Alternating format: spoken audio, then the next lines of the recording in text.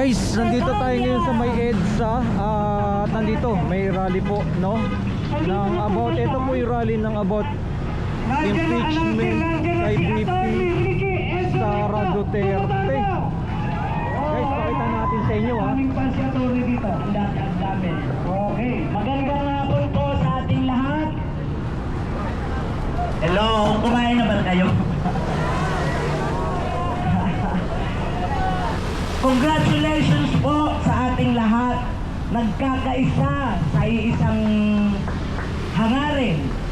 Wala tayong titingnan kung anong kulay, ano ang ating mga ideolohiya. Ang mahalaga sa atin kung ano ang makakabuti sa ating bayan. Kaya congratulations sa ating lahat at sama-sama tayo.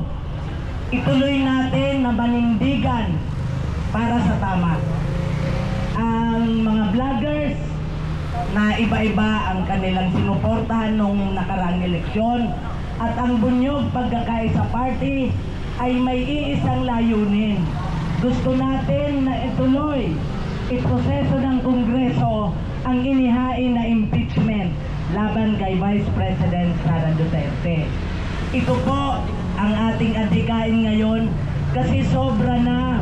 Huwag nating papayagan pa natin ng isang opisyal na ating inihalal. Pinagkatiwalaan natin. Ngayon ay sinisira ang ating tiwala at ayaw sagutin ang ating mga katanungan kung ano ang nangyayari sa pondo ng bayan. Papayag ba tayong ganoon? Kaya po, ang solusyon, Sara Duterte! Yun lamang po. Maraming salamat. Maraming salamat! Ngayon naman, mga kababayan, ay tawagin natin walang iba kundi isang environmentalist bunyog party. Walang iba kundi si David Angelo D. Saglit po, nagkabaliktad yung ating ano. David D. Angelo. Yan, nandito na pala sa tabi ko. Uwi na ako, mali yung pangalan. Dito rin pala busy. Grabe itong rally na ako, no? Ay, kumain na ba kayo? Ako hindi pa rin kumakain. Nagambag pa ako. Tapos walang pagkain. Mahihirap. Mahihirap yung nagrarally dito. Walang pagkain. Pero alam niyo po mga kababayan, unang-una makakalikasang hapon po sa inyong lahat. Pagbati sa iba't ibang sektor, sa bunyog, party sa ating partido, sa Senado. Ang Magdalo, nakasama ko yan nung nilalabanan ang tiwaling gobyerno ni Gloria Macapagal Arroyo. Para ngayon, nilalabanan din natin ang tiwaling nakaupo sa pwesto. Si David Angelo po, lagi palang DepEd Secretary. Si Sara Duterte ang panawagan ko na resign. Bakit? Bakit mo ilalagay sa DepEd? Wala namang alam. Diba? Ang gusto pa dapat, national security. Diba? Isa nga yung threat sa national security. Alam niyo mga kababayan, sasabihin nila, bakit si Sara Duterte na iniimbestiga? Ang problema, may nagsabi na naagawan ng hopya. Ang sabi ng naagawan ng hopya, bakit dapat daw may courtesy ang Kongreso sa Vice Presidente? Tama po yun! Kung maayos ang paggastos ng pera ng bayan, yun po ay hindi pera ni Sara Duterte. Ilang milyon, isang araw? Isang beses lang withdraw mula sa bangko. Kailangan sagutin na kahit sino nakaupo sa gobyerno, pag tinanong ka, paano mo ginastos ang pera?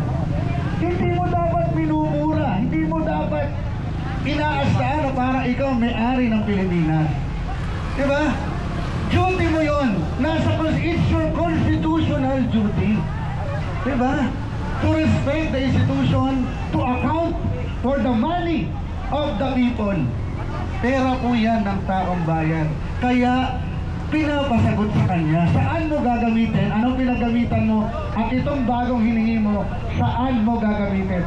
Confidential. Napakadali, confidential.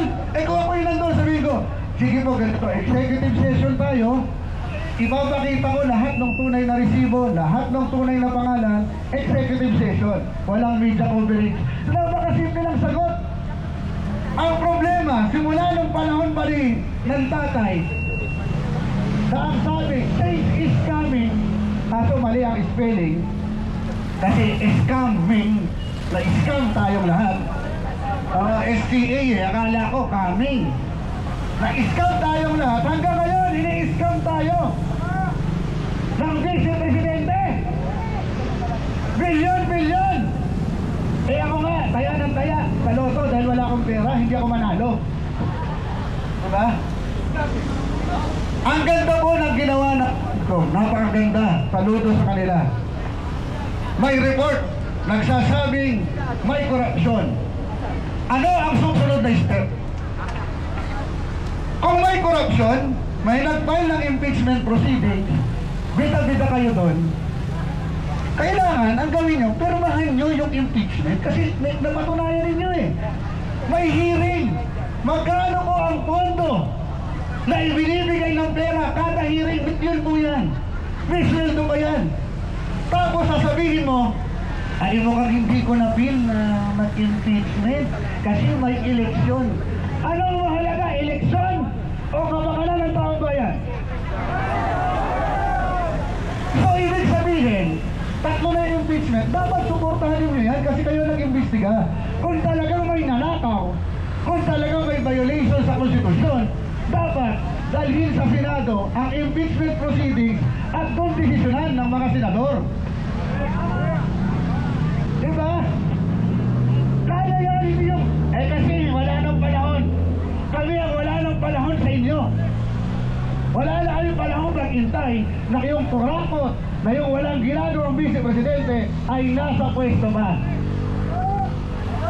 Kaya mga kababayan, may pera o wala, sabi sa akin, mga nagme-message sa akin, 80-80 ka, los. Kinignan ko nga yung sarili ko, baka naman meron, wala naman. Ha? Sabi, lalangawin. Konti lang kayo. Sinabi ko kanina to. Kasi nagsisigaw na ako doon kasi gutom ako kanina eh. Pag gutom ka, hyper.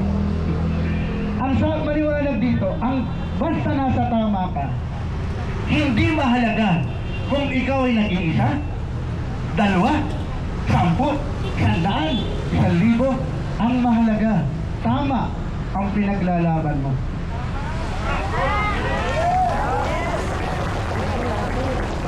Milyon nga kayo, mali naman ang pinaglalaban nyo. O di sama-sama kayo sa impyerno. Huwag po tayong mahiya kung kukunti o marami tayo.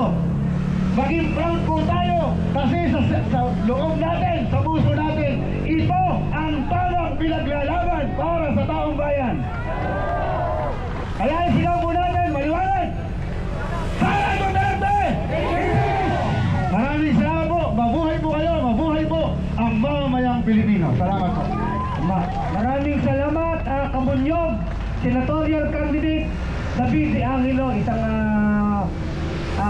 para sa kalikasan at syempre para sa kabutihan. Ano?